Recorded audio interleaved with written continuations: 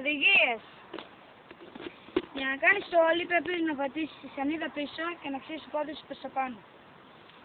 Παραδείγματος χάρη.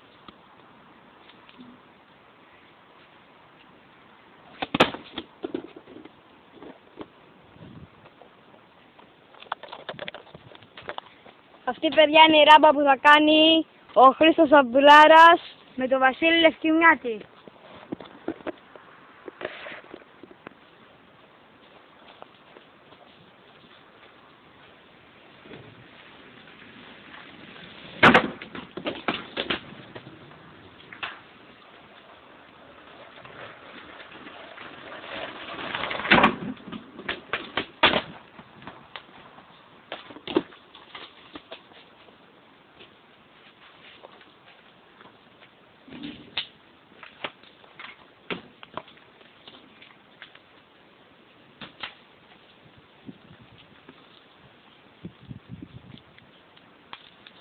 Λοιπόν, παιδιά, αυτή είμαστε η τρελοπαρέα με τα skateboard της Ρόδας.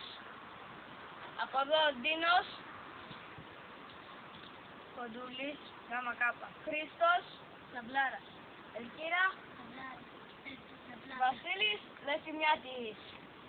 Αυτοί είμαστε, παιδιά, όπως βλέπετε. Αυτοί εδώ είναι οι πρωταγωνιστές σε όλη τη Ρόδα. Βέβαια είναι οι καλύτεροι skater που έχει η Ρόδα.